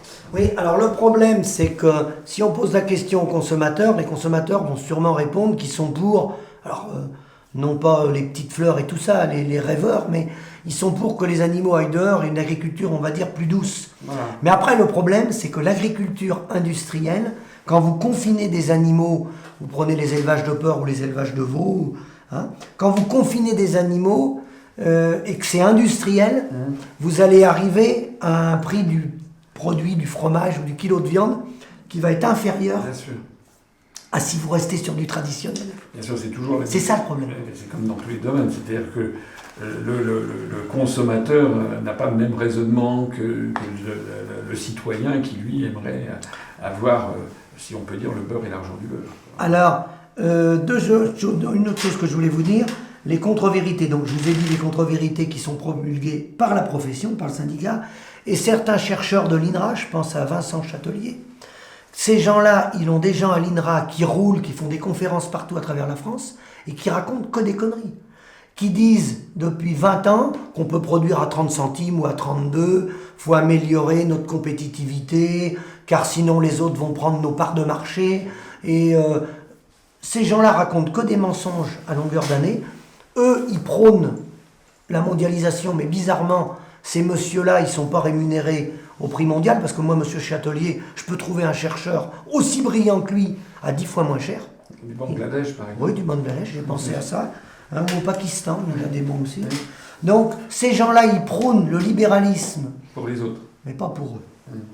Et quand on parle de libre-échange, ça c'est très important. On est dans des filières. La filière lait, la filière viande, vous pourrez prendre... La filière, moi on m'a appris à l'école, c'était une addition de valeur ajoutée. Lorsque tous les maillons de la chaîne sont rémunérés, du producteur, en passant par les intermédiaires, le consommateur mange un produit de qualité, toute la filière a été rémunérée. Moi je dis bravo, parce que moi je suis pour que les gens gagnent de l'argent. Je ne suis pas pour dire qu'il faut imposer les riches, ça n'a pas de sens. Il faut que tout le monde gagne de l'argent. Mais là, nous, dans le cas de figure qu'on est en élevage, où il y a un suicide pour le sûr tous les 2 jours, où on est en cessation de paiement, où on gagne, vous voyez ce qu'on gagne, hein, là, il y a l'addition de valeur ajoutée, elle n'est plus respectée. Parce que le premier maillon, il meurt. Donc, faire tourner les outils de transformation, exporter à travers le monde des produits non valorisants, puisque nous, on n'en vit pas. Ça fait vivre les intermédiaires, toujours pareil, le comptable, tout ça, les outils de transformation, les coopératives, qui exportent à travers le monde. On exporte d'ailleurs parfois dans des pays qu'on appauvrit, des pays en voie de développement, qu'on empêche de se développer. Donc on les appauvrit, les produits qu'on exporte ne sont pas rentables, puisque nous, on n'en vit pas. Alors, je ne parle pas du champagne. Bon, quand c'est champagne, de bordelais, des vins, bon, pas de problème. Là, faut faire. Mais quand on exporte, je pense aux coopératives, le groupe Sodial, qui exporte à travers le monde des produits, et que ce n'est pas rentable pour la filière, parce que nous, on n'en vit pas, hein, et ça m'avait été confirmé également par le FOL, c'est que les coopératives ne peuvent pas monter beaucoup plus haut le prix, car sinon, ils atteignent le seuil au-delà duquel... C'est-à-dire qu'en gros, pourquoi la FNSEA dit toujours 32, 33 ? Des fois, ils disent 34, quand ils sont de bonne humeur. 34 centimes. C'est qu'au-delà de 34, si vous payez 37, 38, 39, ils ne peuvent plus exporter, les coopératives. Parce que là, ils vont perdre des marchés par rapport à un Néo-Zélandais, par rapport à un Australien, par rapport à d'autres pays qui exportent. Vous voyez ? Ils ne vont pas être placés. Donc, ils se mettent juste en dessous pour arriver à exporter. Mais à quel prix ? À quel prix? On est en train de ruiner les paysans. À quel prix? Si c'est pas... Moi je dis... On n'aura plus rien à expenser en fait. Non mais demain, si on veut être responsable, si on produit 24 milliards de litres, je parle du lait, c'est pareil pour la viande bovine, si on est capable de valoriser convenablement 12 milliards de litres, mais il faut peut-être mieux produire 12 milliards de litres, faire vivre toute la filière, et puis se contenter des 12 milliards de litres. On ne peut pas produire 24 milliards de litres, puis avoir un suicide tous les 2 jours, et des gens qui n'ont pas de valorisation. La viande bovine, c'est encore pire que le lait. Hein? Donc ça, c'est irresponsable. Irresponsable. Et une des solutions, est-ce que c'est pas justement de monter en gamme en ayant développé les AOP, développer la valeur ajoutée avec des produits de... Alors monter en gamme, c'est le bio, le super bio... Monter en gamme, c'est la solution. Et alors, ce qui marche bien, c'est les AOC. Le meilleur exemple qu'on ait quand même, c'est la viticulture. Moi, je suis dans le coin là. Donc, ils ont un quota à l'hectare, ils ont des gros efforts d'amélioration. Ils ont des cépages. Le layon, il faut le ramasser à la main. Vous n'avez pas le droit de le ramasser à la machine. Bon. Et le fait qu'il ait les... Alors, les AOC qu'il y a dans le vin, c'est le bon exemple. Ça a marché, ça. Mais, vous savez pourquoi ça a marché? Parce que l'appellation, quand les gens vendent leurs bouteilles, mes cousins font du vin, quand ils vendent le bouteille, Anjou rouge, enfin, ce que vous voulez, l'AOC, elle appartient pas à Terrena, elle appartient pas aux coopératives, elle appartient à la profession viticole. Que nous, le camembert président, la marque, elle appartient à Lactalis. La marque Charal, elle appartient à Bigard. On n'en a pas de dividendes. Vous voyez ce que je veux dire? C'est que nous, on a bien des marques aussi, en tant qu'éleveurs, mais c'est les transformateurs qui se les ont accaparés. Et c'est eux qui en font le bénéfice. Et pour revenir sur le lait, moi j'ai visité les gars dans le Jura, qui font le comté. Le comté, ils ont bien géré leur affaire. Le président de la coopérative, je l'ai rencontré, ils sont payés 45 centimes. Ben oui, parce que le lait doit être produit dans une région délimitée, strictement délimitée. Oui, et c'est eux qui vendent à la fineur. Le lait conventionnel, c'est le prix que je vous ai donné tout à l'heure. 45 centimes, ils rémunèrent le producteur, ils sont payés 45 centimes, et ils sont payés 60 en bio. Je peux vous le dire, je les ai rencontrés. Et eux, ils commandent tout de A à Z. C'est-à-dire que le lait, il est collecté par une entreprise privée. Ils font appel à une entreprise privée qui vient ramasser le lait. Et ensuite, ils font leur facture. Ils disent à l'affineur, voilà, nous, notre coût de production, voilà. Et ça fait le comté. Donc, ça fonctionne. Sauf que nous, on a laissé ça dans les mains des transformateurs qui ont pris le pouvoir, le monopole des marques, et on a tout perdu. Donc, ça c'est intéressant. L'idée que le développement des marques c'est substitué au développement des AOC. Voilà. Et toute la valeur ajoutée, si vous voulez, elle tombe dans ces groupes-là, bien avant d'aller chez M. Leclerc. Parce que M. Leclerc, il gagne sa vie, ça, je ne le nie pas. Mais bien avant d'arriver dans le magasin Leclerc... Est-ce qu'on peut faire des AOC ou des AOP dans des endroits qui, historiquement, n'en avaient pas? Parce que, par exemple, dans le Roquefort, là, j'imagine que la collecte du lait, il est très limité, ou comme pour le crottin de Chavignol. On peut développer des... Mais est-ce qu'on peut créer à partir de quelque chose qui n'existe pas, des AOC ou des comme ça? Moi, je pense que oui, mais il faut que ça soit fait par les agriculteurs, parce que sinon, vous allez vous faire piquer l'AOC que vous allez développer. Parce que ne jamais quand même oublier, c'est que quand là, le gouvernement Macron ou les députés que j'interpelle régulièrement, ils disent faites votre boulot, regroupez-vous en organisation de producteurs. On avait essayé de le faire, nous, déjà, avec l'appli nationale, d'avoir une organisation de producteurs au niveau national, gestion des volumes, une organisation de producteurs, et c'est nous vous comprenez ce que je veux dire, qui gérons le truc. Mais quand ils disent, on a des réflexions, notamment des députés de la République en marche, en disant, mais attendez, on ne peut pas tout vous faire, prenez-vous en main, mettez-vous en organisation de producteurs. Je dis, madame, excusez-moi, mais ça existe, les organisations de producteurs. Les coopératives ont été créées en Angleterre en 1855, les lois Rochdale. Les coopératives, elles ont été montées en France par nos parents et nos grands-parents. Sauf que les coopératives, qu'est-ce qu'elles sont devenues? Elles ont grossi. Elles sont devenues à des tailles, ils ont créé des multiples sociétés. Ils utilisent le statut coopératif, qui, je vous le rappelle au passage, est exonéré de la fiscalité. Ils ont la fiscalité particulière du statut coopérateur, de coopératif qui leur empêche de payer des impôts. Serge Papin est comme ça d'ailleurs, avec les U. Donc, ils ont le statut coopératif, il y a quelques banques comme ça aussi. Donc, ils ne sont pas soumis à l'impôt sur les sociétés. comme les privés, comme Lactalis.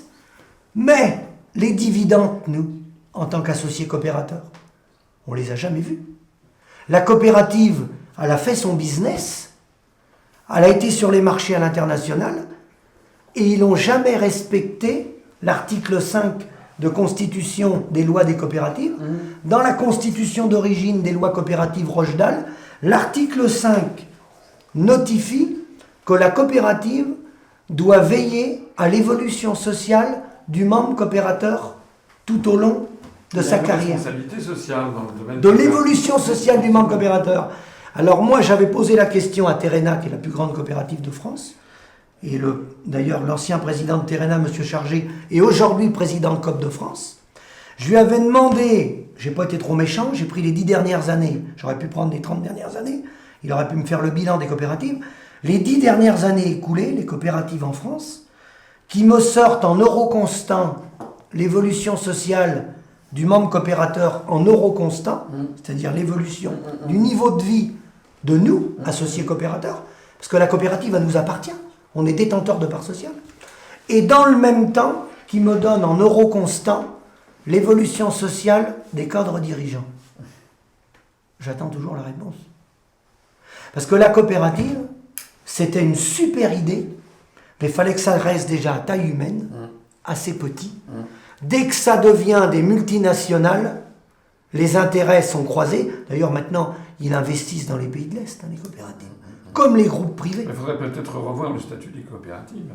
Alors ça, on l'a demandé. Et notamment, par exemple, assujettir leurs privilèges fiscaux au respect du statut de coopérative, et notamment à ce que vous dites sur l'évolution sociale du membre de la coopérative. Oui, mais alors là, il y a une pression énorme du syndicat qui est partie prenante. Oui, mais bon, sur chaque problème, c'est soit l'Europe, soit le syndicat. Donc, voyez un peu. C'est en fait ce que vous êtes en train de nous dire, c'est que l'État ne fait plus respecter l'intérêt général. Non. En agriculture comme dans le reste des autres domaines de l'agriculture. C'est la mise en compétition.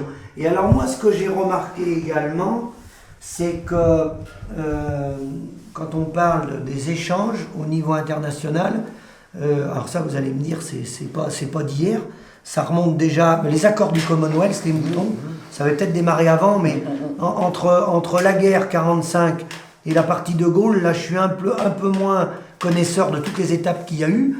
Mais moi, ce que j'ai remarqué à rencontrer les gens, les Bruno Le Maire, tous les gens qui sont au pouvoir, c'est que l'agriculture est une monnaie d'échange.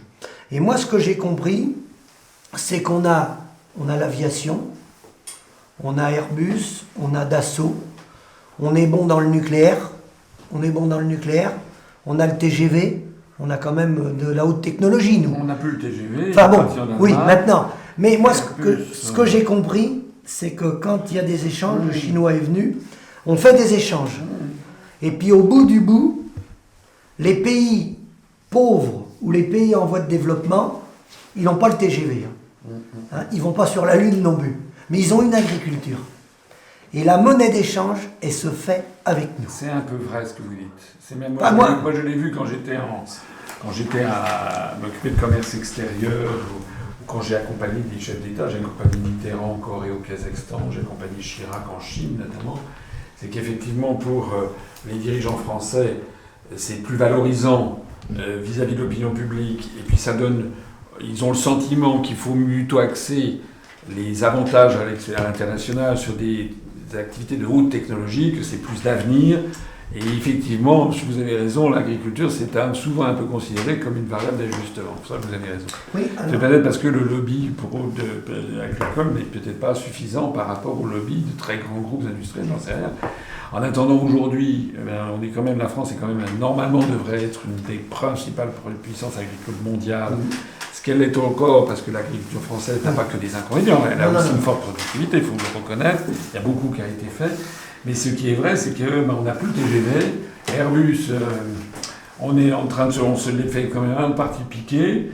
Et donc je pense que c'est un grand tort d'avoir ce type de raisonnement. Il faut défendre tous les citoyens français, quelle que soit leur activité. Puis au bout du compte, si un jour il y a une crise planétaire, la première chose, c'est pas demander d'avoir des Airbus, c'est déjà que les gens puissent manger. Voilà. Alors qu'on garde notre souveraineté alimentaire. Voilà. Alors moi, ce que je reproche, c'est qu'on nous dit souvent qu'on est dans une mutation de société. Admettons. Donc comme je vous le disais, dans le cadre des échanges, l'agriculture n'est pas forcément prioritaire. Donc ils vont nous répondre, ils nous le disent souvent, ils nous font comprendre, que globalement, un chef d'État a intérêt à vendre des avions et puis, bon, quelque part, laisser de côté l'agriculture.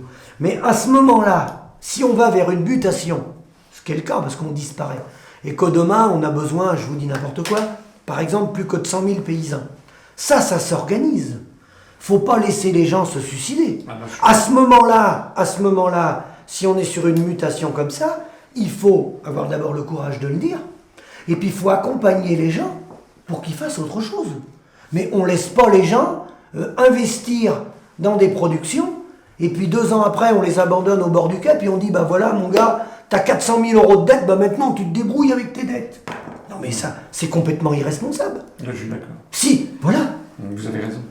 Mais même, je pense, au-delà de ça, je pense que ça ne serait pas raisonnable non plus de descendre à 100 000 agriculteurs. Non, mais ça... Il y en avait 4 millions en 1960, on est tombé à 400 000, même 400 000. 400 000. Je pense qu'il y a un moment à partir duquel il faut arrêter. Parce que la France a quand même une identité. Ça ne va pas s'arrêter. Oui, mais justement, le problème, il est là, dans les enjeux des années qui viennent, c'est de savoir quel est l'objectif fixé, j'en parlais tout à l'heure, qu'est-ce que l'État se fixe comme objectif, que doit être l'agriculture française à horizon de 30 ans, et pas seulement en termes de production, de rentabilité, mais aussi, tout simplement, d'occupation de l'espace rural, voilà. D'identité nationale. Est-ce qu'on peut imaginer une France qui, depuis Jules César, est réputée pour la qualité de ses terres? Est-ce qu'on peut imaginer une France où il n'y aurait plus d'agriculteurs? Non, mais ils vont tout faire pour que, vous voyez bien, les fermes s'agrandissent, et avec la technique de la PAC c'est la carotte, la prime pour l'emploi, ils vont s'arranger pour qu'un agriculteur, la ferme moyenne est encore de 52 hectares, puisqu'il y avait la prime aux 52 premiers hectares, ils vont s'arranger pour qu'un agriculteur qui autrefois entretenait 10 ou 20 hectares, il en entretienne 200 à lui tout seul. Ils vont s'arranger pour faire ça. Ah, écoutez, ils vont s'arranger si on les laisse s'arranger. Si on les laisse. Vous savez quand même ce que nous on propose, nous c'est sortir de l'Union Européenne. J'en profite pour rappeler ici, pour toutes les personnes qui nous écoutent, que la politique que beaucoup d'agriculteurs savent à la fois les inconvénients de l'Union Européenne, mais ils croient que l'Union Européenne a un avantage, c'est de leur fournir des aides financières. C'est quand même ça que pensent les agriculteurs. Et donc j'en profite pour rappeler ici que toutes les subventions dites européennes sont en fait payées par la France, oui. Puisque chaque année la France donne en gros 25 milliards d'euros à l'Union Européenne, 24 milliards pardon, et on reçoit 15 ou 16. Oui. C'est-à-dire que ça nous coûte 8 à 9 milliards d'euros par an d'appartenir à l'Union Européenne. Donc j'en profite pour dire ici à toutes les personnes qui nous écoutent que nous ne sommes pas des dingues. Si on propose de sortir de l'Union Européenne, on sait que de toute façon les agriculteurs ne seront pas perdants, ne serait-ce qu'immédiatement en termes de primes. Peut-être qu'à terme, il faudrait diminuer les primes et revaloriser le prix de ce qu'ils vendent, parce que moi je ne suis pas en faveur de l'assistanat. Mais immédiatement, si on sortait demain de l'Union Européenne, la France aurait tout à fait les moyens de se substituer immédiatement aux primes versées par Bruxelles, mais avec 2 différences. Au lieu que ça serait le drapeau bleu aux étoiles d'or, ça serait le drapeau bleu, blanc, rouge. Et au lieu qu'on attende 1 an et demi, parce qu'il y a des délais incroyables pour passer par l'Union Européenne, les primes seraient versées directement. Et en plus, on aurait 9 milliards d'euros supplémentaires pour l'économie française, dont d'ailleurs on pourrait utiliser une petite partie pour justement aider toutes les entreprises agricoles en difficulté à surmonter leurs problèmes de financement et notamment de rénovation de leurs investissements. Donc il y a quand même une volonté politique derrière que l'on peut avoir. Et actuellement c'est trop facile, on a des dirigeants français, ils sont à la tête, vous en avez connu, on a parlé juste avant cet entretien, vous avez rencontré je crois François Hollande, qui vous a dit je n'y peux rien. Et moi je sais que je ne peux rien faire, moi j'ai vu les plus hauts dirigeants français qui disent comme ça en aparté je ne peux plus rien faire. Nous, on veut que les dirigeants français ils puissent faire. Il n'y a aucune raison pour que les dirigeants français ne puissent pas faire ce que font les dirigeants du Canada, du Japon, de l'Australie, c'est-à-dire défendre notamment leurs agriculteurs. Et donc j'avais une question à vous poser.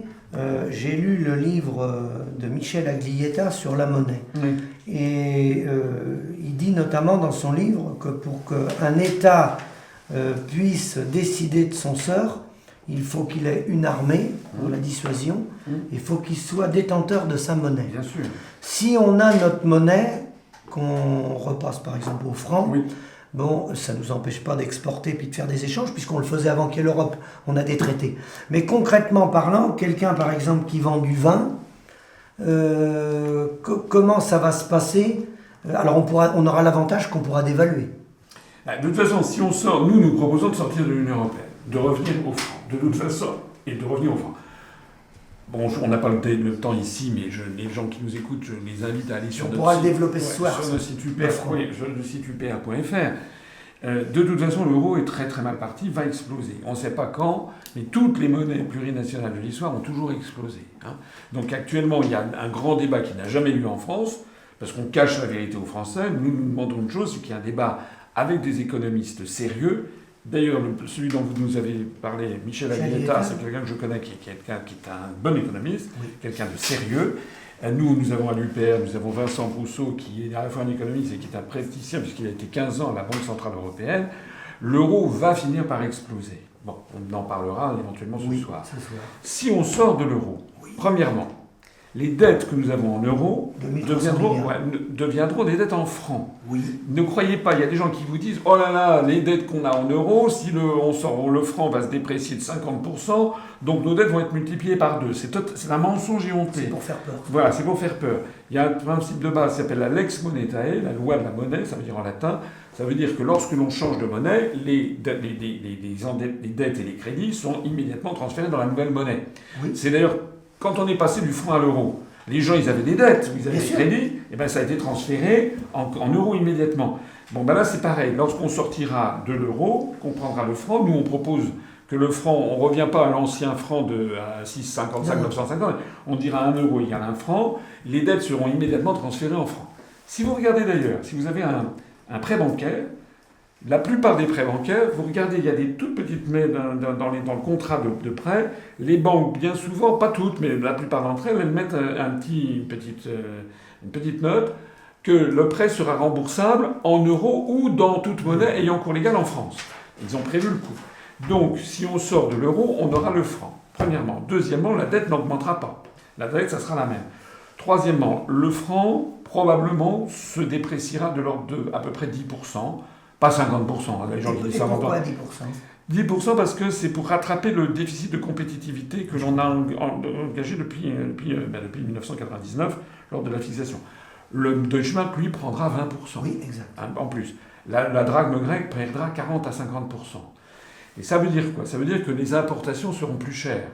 Oui. Mais les exportations seront bien meilleur marché. Le pétrole sera plus cher. Le pétrole sera plus cher. Mais vous savez que dans le prix de l'essence que les gens achètent, c'est les taxes. C'est d'abord les taxes. Donc on pourra, nous, pour amortir le choc d'une augmentation de 10% des hydrocarbures, on pourra diminuer les taxes. D'ailleurs, je signale au passage que l'euro était monté en 1988 à 1 euro égale 1,60 $, et il est retombé à 1,10 $. Oui. Donc il y a eu des chocs bien plus importants que celui dont on parle. Et quand madame fera ses courses, la baguette de pain, si on revient au franc?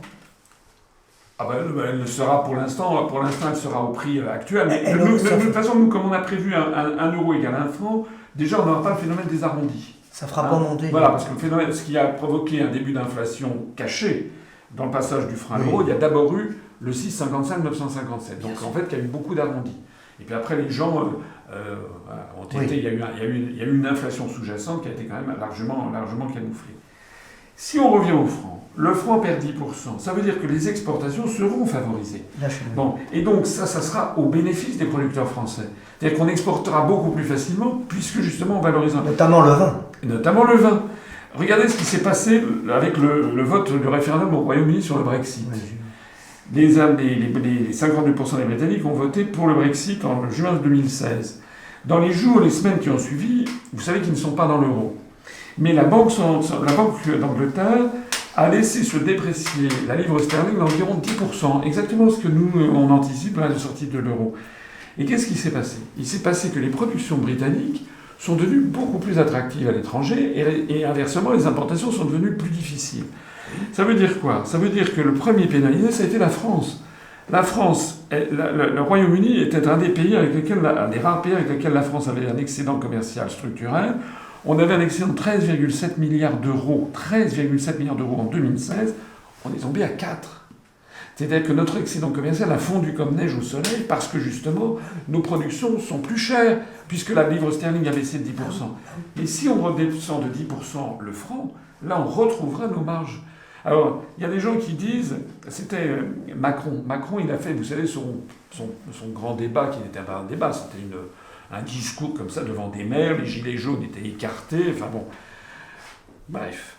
Il a commencé par la Normandie. Il a été reçu à Bourtehoul, je sais pas quoi, un village dont j'ai un petit peu oublié le nom, un petit village de Normandie. Il a parlé devant des maires. Et il a dit quoi? Il a dit, au sujet du Brexit, il a dit, vous vous rendez compte, il y a 70% des produits alimentaires vendus dans les supermarchés britanniques qui viennent du continent. Et vous vous rendez compte s'il y a le Brexit? Alors, premièrement, c'était une fake news, comme on dit maintenant, parce qu'en fait, c'est 30% de produits alimentaires vendus dans les supermarchés britanniques qui viennent en effet du continent, notamment de France, mais pas que. Mais deuxièmement, personne n'a pu apporter la contradiction à Macron, qui a voulu faire peur. Mais qu'est-ce qui va se passer si Brexit il y a? Parce que vous avez vu que les gens qui ont perdu, les 48%, enfin les dirigeants européens, veulent tout faire pour faire échouer le Brexit. Mais si Brexit il y a, le supermarché qui vend du vin de Bordeaux, qui vend du Roquefort ou du Camembert dans les supermarchés à Londres ou à Manchester, quand il va arriver, quand il n'aura plus de stock, eh bien, il va repasser commande avec son fournisseur. Et le fournisseur, ben, vous croyez que le fournisseur français il va dire « Ah non, je vous refuse de vous vendre ». Il va continuer à vendre, donc il ne va rien se passer en fait. On fait croire aux gens que sortir de l'Union européenne, ça serait refermer la France sur elle-même. Mais je rappelle qu'à toutes les personnes qui nous écoutent, il y a 193 pays aux Nations Unies. Il y en a moins 28, ça fait 165 pays du monde qui ne sont pas dans l'Union européenne. Et ben on vend du camembert à la Suisse, qui n'est pas dans l'Union européenne, on en vend au Canada, aux États-Unis, au Japon, ils ne sont pas dans l'Union européenne. Il y a eu une fois, France 3 avait fait un petit reportage il y a un mois, ils étaient allés voir un de nos compatriotes dans le Bordelais. Ils ont dit à un viticulteur, ils ont dit « Alors est-ce que vous avez peur du Brexit ?» Et notre compatriote qui était un viticulteur qui avait les pieds sur terre, comme les agriculteurs ont toujours les pieds sur terre. Vous savez, les Français ils aiment bien les agriculteurs. Moi, mes arrière-grands-parents, c'était des agriculteurs, donc on est tous un peu enfants ou petits-enfants d'agriculteurs. Et notre compatriote qui était dans le Bordelais, vous savez ce qu'il a répondu à France 3? Il a dit, oh, vous savez, ça fait 800 ans qu'on vend du vin de Bordeaux aux Anglais, je vois pas pourquoi on arrêterait d'en vendre. Voilà, c'est tout simplement ça. Si on sort de l'Union européenne, on continuera bien sûr à commercer, on aura récupéré notre monnaie. Alors on la dépréciera de l'ordre de 10%, on permettra d'exporter, et notamment les produits agroalimentaires, notamment les produits agricoles, mais en plus de ça, on récupérera ce que nous proposons, une PAN, ou PAN, ou PNA, politique agricole nationale. Ah oui. Politique nationale agricole, pour que ça ne fasse pas un acronyme PNA, une politique nationale agricole, où on assurera le niveau de vie des agriculteurs. Avec, par exemple, on fixera un prix minimum, ce que vous dites exactement sur le lait, un prix minimum de l'ordre de 45 centimes pour le lait, et puis on part du principe que les agriculteurs, sauf à prévoir le génocide des agriculteurs, si je peux dire. Mais nous, on ne veut pas ça. On est là pour défendre le peuple français, et notamment les agriculteurs. Et pas seulement pour faire plaisir aux agriculteurs, pour leur permettre d'avoir une vie décente, mais aussi parce que c'est un élément constitutif de l'identité de la France, de ce que veulent les Français. Les Français, ils n'ont pas envie d'avoir... Vous savez, vous vous baladez en Angleterre, il n'y a pratiquement plus d'agriculteurs. Ah ben non, il y a des c'était très libéral. Voilà. Ben nous, on veut pas ça. On veut pas ça, parce que la France doit... Alors, on est passé de 4 millions, on va pas revenir à 4 millions d'agriculteurs, mais à 400 000, nous, on estime que c'est un socle qu'il ne faudrait pas descendre en dessous. Écoutez, vous avez beaucoup de jeunes. En ce moment, il y a quand même une tendance chez les jeunes générations, des jeunes qui vivent très très mal en ville, avec des coûts des loyers absolument effarants, avec la pollution, avec des horaires de bureau, avec le stress, avec des petits boulots, il n'y a plus de CDI, etc. Il y a chez les jeunes générations beaucoup de jeunes qui ont envie de se dire finalement, si je pouvais vivre confortablement, même sans gagner des milliers et des cents, mais vivre, c'est la liberté normalement au métier d'agriculteur. On est libre, on vit en plein air, on est en contact avec le terroir. Je suis persuadé qu'il y a une nouvelle jeunesse pour l'agriculture. On ne va pas revenir aux 4 millions d'agriculteurs en 1960. Mais nous, on se bat pour qu'on ne descende pas en dessous des 400 000 agriculteurs qu'il y a maintenant. Et ça veut dire obligatoirement que l'État doit être là pour assurer le niveau de vie des agriculteurs et des anciens également. Il n'est pas normal, moi j'ai une maison de campagne dans la Nièvre, j'ai vu des cas tragiques. Des gens qui sont à la limite de la misère, c'est la solidarité locale, on donne des œufs, du pain, parce que les gens n'ont pas... De toute façon, là, au niveau agricole, il y a beaucoup de gens qui vivent avec les parents. Hein. C'est les parents qui aident l'agriculteur. L'agriculteur ne peut même plus vivre de son métier. Et je vous en ai pas parlé tout à l'heure, mais imaginez-vous au point où on est rendu. Imaginez-vous au point où on est rendu. Vous tombez malade. Tout le monde peut tomber malade. Hein. Vous allez vous faire opérer. Vous êtes 6 mois sans travailler. Moi, j'ai des copains, ça, à qui ça arrivé. Ça.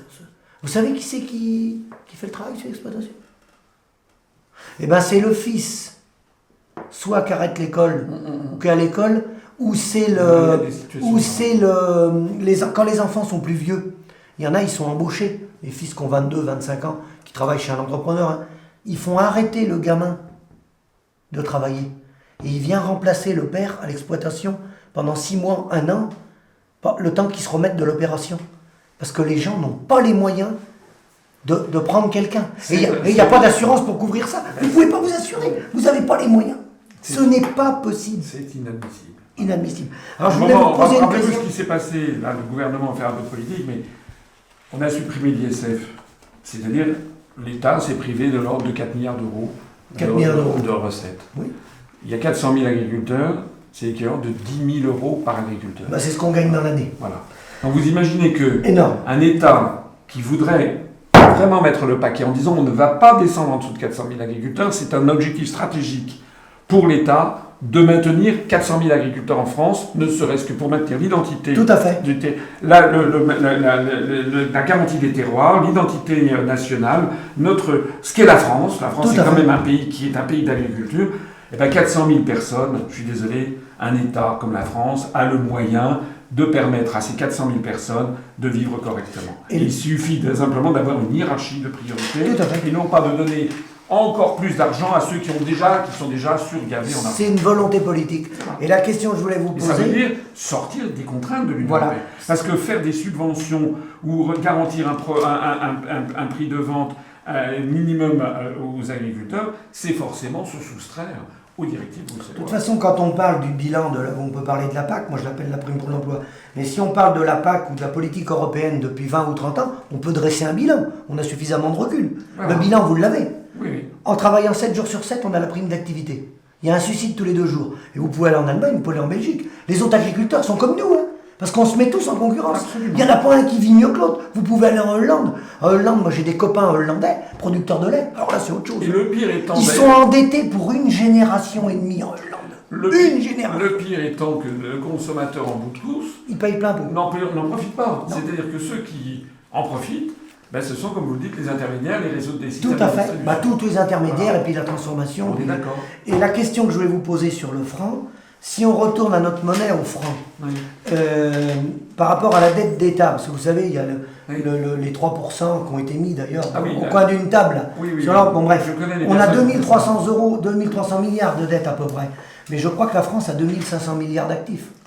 Oh oui, même beaucoup plus. Même beaucoup plus.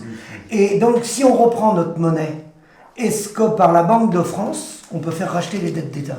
Alors ça, c'est un grand sujet. Je ne vais pas m'aventurer ici parce qu'il y a quand même des choses... On va en parler ce soir. Oui, il y a des choses inexactes qui circulent sur Internet à ce sujet. Mais c'est un vrai sujet qui est le problème de la dette publique, dont on pourra reparler ce soir si vous voulez. Parce qu'il paraît qu'on peut faire une DST, droit de tirage spéciaux, et on peut racheter des dettes d'État. C'est vrai? Oui, on peut faire des choses comme ça. Mais globalement, il faut quand même savoir que les dettes d'État sont d'abord et avant tout possédées par des particuliers, par l'intermédiaire des SICAV, des fonds d'assurance, ce genre de choses. Donc l'idée, par exemple, selon laquelle on pourrait, il y a des gens qui se disent on pourrait supprimer d'un trait de plume la dette publique, il y a des gens qui disent que ce sont des banques commerciales qui en fait ont créé de la monnaie ex nihilo et se sont avancées, ça c'est inexact. Rappelez-vous ce qui se passait lorsqu'il y avait des déficits. Vous savez, l'État en France fait du déficit depuis en 1302 Dante En 1302, le poète italien Dante, qui écrit la Divine Comédie, il place le roi Philippe le Bel en enfer au motif que l'État fait déjà du déficit. Déjà. Voilà. Donc ça fait, comme aurait dit De Gaulle, hein, ça fait longtemps que ça dure. Donc nous, lorsque dans les années 50-60, il y avait l'État faisait du déficit, il n'y a que De Gaulle qui avait réussi à revenir à l'équilibre budgétaire. Mais lorsque, dans les années 50 et 60, on faisait du déficit, l'État, il faisait quoi? Il y mettait des bons du trésor. Oui, et tout le monde, moi, je me rappelle mes grands-parents. Et vous aviez des grands-parents, certainement aussi, qui avaient dans des petites boîtes métalliques des bons du trésor. Ouais. Et bien maintenant, les bons du trésor, ce sont des obligations d'État. Ça existe toujours. Oui, mais ce sont des obligations d'État pour l'essentiel qui sont achetées par des SICAV et qui sont vendues ensuite soit à des étrangers, soit à des Français, sous forme notamment de fonds d'investissement. La Chine a récupéré les bons du trésor américain. Alors ça, c'est encore un autre sujet. C'est un autre sujet. Je crois qu'on fait qu'il faut vraiment arrêter. Oui, juste 2 secondes. Les dettes des États, il y en a une partie qui a été rachetée par la Banque Centrale Européenne. Oui, enfin, c'est encore plus compliqué. Mais il y en a. C'est encore plus compliqué que ça, c'est-à-dire que la Banque Centrale Européenne a injecté des liquidités dans le système. Oui. Mais de toute façon, mais on en reparlera des questions sur l'euro, parce que moi, ici, je m'adresse, il y a beaucoup d'agriculteurs qui nous regardent, qui m'écoutent bien. L'euro, de toute façon, va finir par exploser. Et il ne faut surtout pas croire, il y a des gens qui disent, vous vous rendez compte, si on sort de l'euro, nos retraites et tout. Non, c'est si on y reste que ça va poser un problème. Le grand prix Nobel d'économie américain, Joseph Stiglitz, a dit, ce sont ceux qui sortiront les premiers de l'euro qui s'en sortiront le mieux. Il faudrait que les gens réfléchissent, mais en France, il n'y a pas de débat. Mais ils vont tout faire pour que les pays ne puissent pas en sortir. Et bien nous, on est là pour en sortir quand même. À bientôt. À bientôt.